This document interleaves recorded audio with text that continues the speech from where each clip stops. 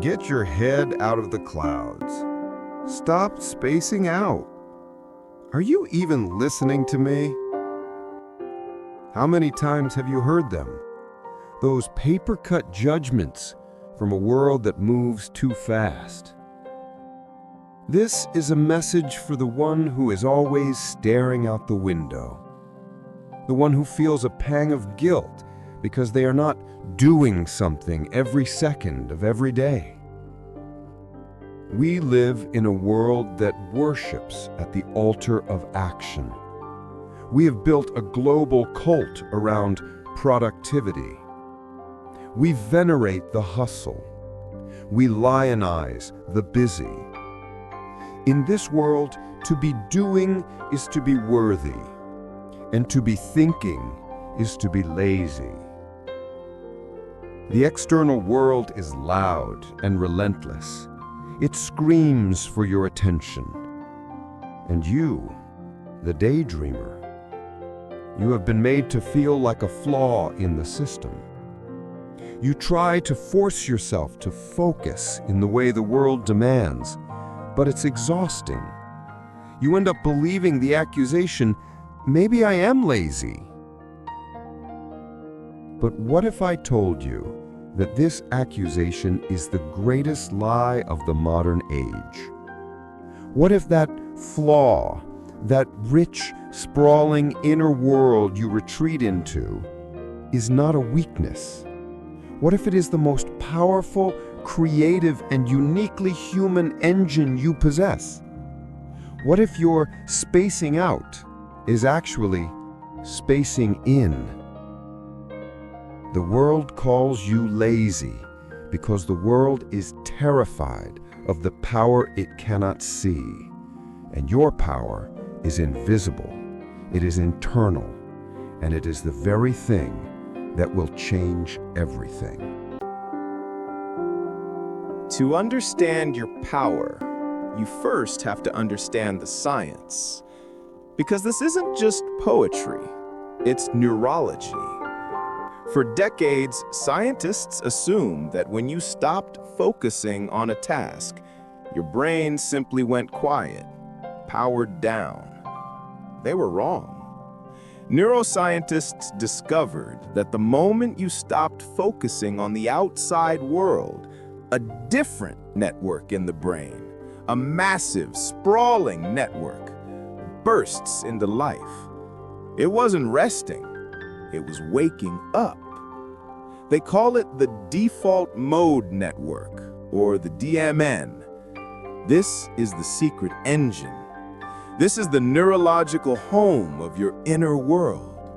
The default mode network is what switches on when you stop paying attention. When you're in the shower, driving a familiar route, or staring out the window. And what is this powerful network doing? It is engaged in the most important tasks of all. While your focused brain handles the here and now, your DMN handles everything else. It is the weaver. It travels through the archives of your memory, pulling a thread from your childhood and connecting it to an idea you heard yesterday. It connects the unconnected. It is the simulator. It plays out future scenarios. What if I said this? What if I took that trip? It allows you to learn from mistakes you haven't even made. And most profoundly, the DMN is the author of yourself. It's the part of your brain that processes your past, understands your present, and crafts your identity. It's where you find meaning. So when the world tells you to stop daydreaming and focus, what they are actually saying, in neurological terms, is stop connecting ideas. Stop simulating the future. Stop processing your life. They are telling you to turn off the most sophisticated part of your mind, just so you can answer an email a little faster. So, what is this inner world that your DMN builds? We call it imagination, but that word is too small. We need to redefine it. Your inner world is not a fantasy. It is a fully functional workspace. It has at least 3 critical functions. First, your inner world is the laboratory. It is the only place in the universe where you can run infinite experiments with 0 cost and 0 risk. When Albert Einstein was a 16-year-old boy, he wasn't in a lab. He was daydreaming. He asked himself, what would the universe look like if I rode on a beam of light? He ran this thought experiment in the laboratory of his mind for a decade. The result, the theory of relativity. Your inner world is a simulator of reality. You can build bridges and see if they collapse. You can compose symphonies. You can start a business and see where it fails, all while sitting quietly, looking lazy to the outside world. Second, your inner world is the rehearsal studio. This is where your emotional intelligence is born. Why do you replay that awkward conversation from yesterday? It's not because you're neurotic. It's because your DMN is rehearsing. It's analyzing. Why did they say that? Next time, I will try that. People who spend time in this studio develop a profound understanding of human behavior. They become the great storytellers and empathetic leaders. This is where you practice being human before you have to do it in real time. And third, your inner world is the sanctuary. This, today, may be its most important function. Your inner world is the only place left on earth where you are 100% free from judgment. The external world is a place of constant expectation. Your boss, your partner, the strangers on social media. Everyone has an opinion. But your inner world, that is your sovereign territory.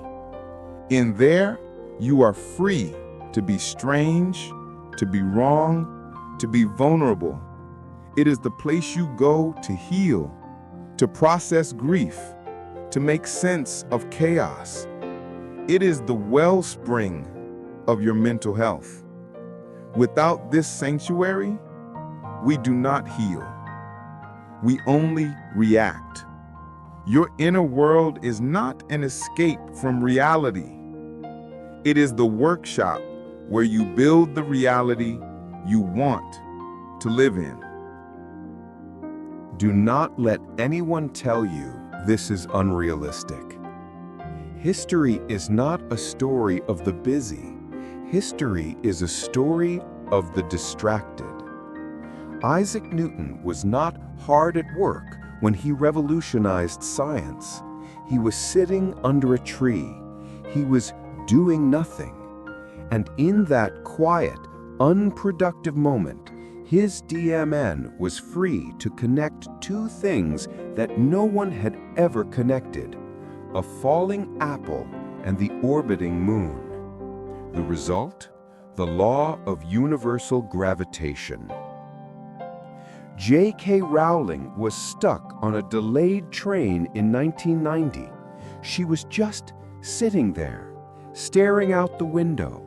She had no pen, so for 4 hours she just thought. In that empty time, the entire world of Harry Potter downloaded into her mind. She didn't invent it, she received it, because her mind was quiet enough to listen. The artists who move you, the writers who saved you, the scientists who built the modern world, they were not hustlers. They were the daydreamers, the wanderers, the gazers. They were the people with the courage to protect their inner world from the noise of the outer one. They were the ones the world at first most likely called lazy. Before we continue, before we talk about how you can protect this power, if this story, if these ideas are resonating with you, if you've ever felt misunderstood for being the head in the clouds person, then consider subscribing. This channel is a space for deep thinkers. We explore the ideas the busy world ignores. Join us and let's learn how to use that power. So, you are the heir to this legacy. You are not lazy. You are an incubator. You are not unfocused. You are processing. You are not unrealistic. You are an architect. But this power comes with a responsibility. The world will try to steal it. You must learn to protect your inner world. You must become a guardian of your own mind. How? First, you must schedule boredom. This is the most radical act of the 21st century. You must deliberately schedule time to do nothing. Call it thinking time or window time. Put your phone in another room. Go for a walk without a podcast. Sit in a room and just be. This is not a luxury. This is maintenance. Boredom is the gateway to your DMN. Second, you must capture your catch. A daydreamer lets the ideas come and go. An architect writes them down. Your DMN will connect a brilliant idea, and 5 seconds later, an interruption will vanish it forever. Always carry a notebook. Use a voice recorder. When you are in your inner world, you are a deep-sea fisherman. When you pull up a brilliant idea, capture it. Bring it to the surface. A single captured thought can become a book, a business, a new life. And third, most importantly, you must stop apologizing. Stop apologizing for the way your mind works. It is a feature, not a bug. The next time someone catches you spacing out, stop. You do not need to say, "I'm so sorry, I was distracted." Instead, try this. Be honest. "I was just processing what you said. I was incubating on that idea." Reframe it for them and for yourself. You are not lazy. You are in deep work. The deepest work there is. Look around you. The chair you are sitting on. The building you are in. The phone in your hand. Where did it all come from? It did not spring from the earth. It was not the result of hustle culture. It was all, every single bit of it, born in the invisible, silent, unproductive inner world of a daydreamer. It was all, at first, just a thought, a what if, a fantasy. The world you see around you is the physical byproduct of someone's inner world. We are living inside the dreams of the lazy. So you, daydreamer, you, the stargazer, the head in the clouds revolutionary, do not let them shame you. Do not let them rush you. Do not let the noise of the world drown out the architect inside you. Your inner world is not an escape from reality. It is the construction site for the reality of tomorrow. Go there. Build.